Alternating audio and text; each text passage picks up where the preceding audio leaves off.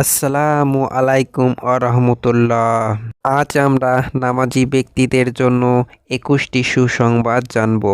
ইসলাম ধর্মে নামাজকে ফরজ করা হয়েছে, তাই মুসলমানদের জন্য সবচেয়ে জরুরি এবং গুরুত্বপূর্ণ ইবাদতের নাম নামাজ।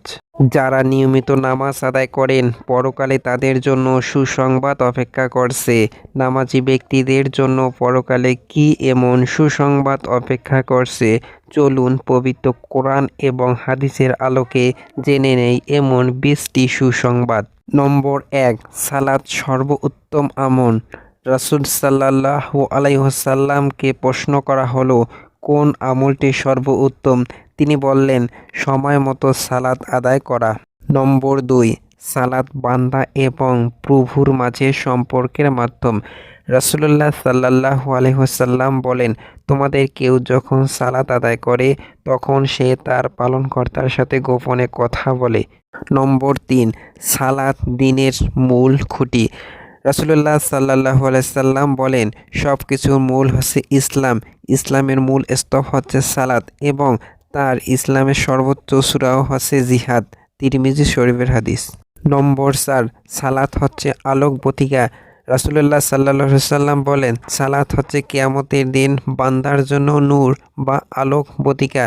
মুসলিম ও তিরমিজি শরীফের হাদিস। নম্বর 5, মুনাফিকি থেকে মুক্তি লাভের মাধ্যম হচ্ছে সালাত। রাসূলুল্লাহ সাল্লাল্লাহু আলাইহি সাল্লাম বলেন, মুনাফিকদের ওপর ফজর ও এশা সালাতের চাইতে অধিক ভারী কোনো সালাত নেই। তারা যদি জানতো এ 2 রাকাত সালাতে কত সওয়াব রয়েছে, তবে হামাগুড়ি দিয়ে হলেও তাতে উপস্থিত হতো। বুখারী ও মুসলিম শরীফের হাদিস। নম্বর 6, সালাত জাহান্নাম থেকে নিরাপত্তার গ্যারান্টি। রাসূলুল্লাহ সাল্লাল্লাহু আলাইহি সাল্লাম বলেন, কখনোই জাহান্নামে প্রবেশ করবে না এমন ব্যক্তি যে সূর্যোদয়ের পূর্বে সালাত আদায় করেছে এবং সূর্যাস্তের পূর্বে সালাত আদায় করেছে, অর্থাৎ ফজর ও আসর সালাত। নম্বর 7, নিশ্চয় সালাত মানুষকে অশ্লীল ও গহিত কাজ থেকে বিরত রাখে। আল্লাহ তাআলা বলেন, অর্থ কোরআনের যা আপনার কাছে ওহী করা হয়েছে তা পাঠ করুন এবং সালাত প্রতিষ্ঠা করুন। নিশ্চয় সালাত অশ্লীল ও গহিত বিষয় থেকে বিরত রাখে। সূরা আনকাবুত আয়াত 45। নম্বর 8, একাকী সালাত আদায় করার চেয়ে জামায়াতে আদায় করা অনেক উত্তম। রাসূলুল্লাহ সাল্লাল্লাহু আলাইহি ওয়াসাল্লাম বলেন, একাকী সালাত আদায় করার চেয়েও জামায়াতের সাথে সালাত আদায় করা 25 গুণ বেশি মর্যাদা সম্পন্ন। বুখারী ও মুসলিম শরীফের হাদিস। নম্বর 9, ফেরেশতারা মুসল্লির জন্য মাগফিরাত ও রহমতের দোয়া করেন। রাসূলুল্লাহ সাল্লাল্লাহু আলাইহি সাল্লাম বলেন, তোমাদের কোনো ব্যক্তি সালাত আদায় করার পর যতক্ষণ স্বর্গীয় জায়নামাজে বসে থাকে ততক্ষণ ওযু ভঙ্গ না হওয়া পর্যন্ত ফেরেশতারা তার জন্য দোয়া করতে থাকে, বলে, হে আল্লাহ, তাকে ক্ষমা করো, তাকে রহম করো। বুখারী ও মুসলিম শরীফের হাদিস। নম্বর 10, সালাত গুনাহ মাফের মাধ্যম। নবী সাল্লাল্লাহু আলাইহি সাল্লাম বলেন, যে ব্যক্তি সালাতের জন্য ওযু করবে এবং ওযুকে পরিপূর্ণরূপে করবে, তারপর ফরজ সালাত আদায় করার জন্য পথ চলবে, অতঃপর তা মানুষের সাথে বা জামায়াতে বা মসজিদে আদায় করবে, তাহলে আল্লাহ তার গুনাহসমূহ ক্ষমা করে দিবেন। নম্বর 11, সালাতের মাধ্যমে শরীর থেকে গুনাহগুলো বের হয়ে যায়। রাসূলুল্লাহ সাল্লাল্লাহু আলাইহি ওয়াসাল্লাম বলেন, তোমরা কি মনে করো তোমাদের কারো ঘরের সামনে যদি একটি নদী প্রবাহিত থাকে এবং প্রতিদিন সে উহাতে 5 বার গোসল করে, তবে তার শরীরে কোনো ময়লা থাকবে কি? তারা সাহাবীগণ বলেন, কোনো ময়লা বাকি থাকতে পারে না। তিনি বললেন, এরূপ উদাহরণ হলো 5 ওয়াক্ত সালাতের ক্ষেত্রেও এভাবে সালাতের বিনিময়ে আল্লাহ নামাজীদের যাবতীয় ছোট পাপগুলো মোচন করে দেন। নম্বর 12, সালাতের জন্য মসজিদে গমন করলে এক পদে গুনাহ মোচন হয়, অন্য পদে মর্যাদা উন্নতি হয়।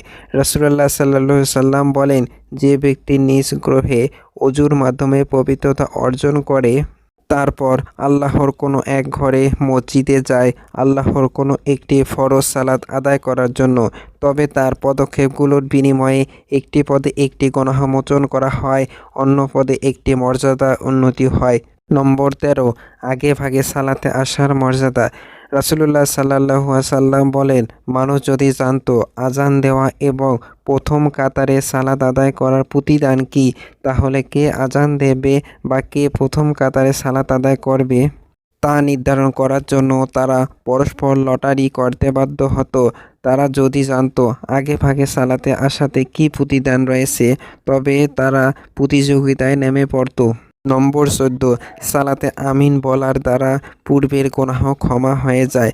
রাসূলুল্লাহ সাল্লাল্লাহু আলাইহি ওয়াসাল্লাম বলেন, তোমাদের কোনো ব্যক্তি যখন সূরা ফাতিহার শেষে আমিন বলে আর ফেরেশতারা আসমানে বলে আমিন, তাদের একজনের আমিন বলা অন্যজনের সাথে মিলে গেলে তার পূর্বের গুনাহ ক্ষমা হয়ে যায়। বুখারী ও মুসলিম। নম্বর 15, সালাতের দ্বারা কিয়ামত দিবসে পরিপূর্ণ নূর লাভ করা যায়। রাসূলুল্লাহ সাল্লাল্লাহু সাল্লাম বলেন, যারা অন্ধকারে অর্থাৎ ফজরের সালাত আদায় করার জন্য মসজিদে গমন করে তাদেরকে কিয়ামত দিবসে পরিপূর্ণ নূরের সুসংবাদ দিয়ে দাও। আবু দাউদ, তিরমিজি। নম্বর 16, আসর ও ফজরের সালাত আদায়কারীর জন্য জান্নাতের সুসংবাদ। রাসূলুল্লাহ সাল্লাল্লাহু আলাইহি ওয়াসাল্লাম বলেন, যে ব্যক্তি দুই ঠান্ডা সময়ে আসর ও ফজর সালাত আদায় করবে সে জান্নাতে প্রবেশ করবে। বুখারী ও মুসলিম।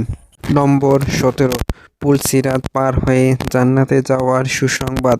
রাসূলুল্লাহ সাল্লাল্লাহু আলাইহি ওয়াসাল্লাম বলেন, প্রত্যেক পরহেজগার ব্যক্তির গ্রহ হচ্ছে মসজিদ, আর যে ব্যক্তির গ্রহ হবে মসজিদ, আল্লাহ তার জন্য করুণা ও দয়ার জিম্মাদার হয়ে যান এবং আরও জিম্মাদারি নেন পুলসিরাত পার হয়ে আল্লাহর সন্তুষ্টি জান্নাতে যাওয়ার। নম্বর 18, সালাত শয়তান থেকে নিরাপদ থাকার মাধ্যম। রাসূলুল্লাহ সাল্লাল্লাহু সাল্লাম বলেন, কোনো গ্রামে যদি 3 জন লোক থাকে এবং তারা জামায়াতের সাথে সালাত প্রতিষ্ঠা না করে, তবে শয়তান তাদের উপর প্রাধান্য বিস্তার করে। সুতরাং তোমরা জামাতবদ্ধ থাকো, কেননা দল ছুট একক ছাগলকে নেকড়ে বা বাঘ খেয়ে ফেলে। নম্বর 19, সালাতে কিয়ামত দিবসে আরশের নিচে ছায়া লাভের মাধ্যম। রাসূলুল্লাহ সাল্লাল্লাহু আলাইহি ওয়াসাল্লাম বলেন, কিয়ামত দিবসে 7 ধরনের ব্যক্তিকে আরশের নিচে ছায়া দান করা হবে। যেদিন আরশের ছায়া ব্যতীত কোনো ছায়া থাকবে না, তাদের মধ্যে একজন হচ্ছে এমন ব্যক্তি যার হৃদয় লটকানো থাকে মসজিদে, অর্থাৎ যখনই সালাতের সময় হয় সে ছুটে যায় মসজিদের পানে। বুখারী ও মুসলিম। নম্বর 20, সকল কাজে সাহায্য লাভের মাধ্যমে সালাত। আল্লাহ বলেন, তোমরা সবর, ধৈর্য এবং সালাতের মাধ্যমে আল্লাহর কাছে সাহায্য প্রার্থনা করো। সূরা বাকারা, আয়াত 45। প্রিয় দর্শক, আল্লাহ তাআলা যেন আমাদেরকে নিয়মিত 5 ওয়াক্ত সালাত আদায় করা তৌফিক দান করেন। আমিন। ভিডিওটি ভালো লাগলে চ্যানেলটি সাবস্ক্রাইব করে আমাদের সাথেই থাকুন।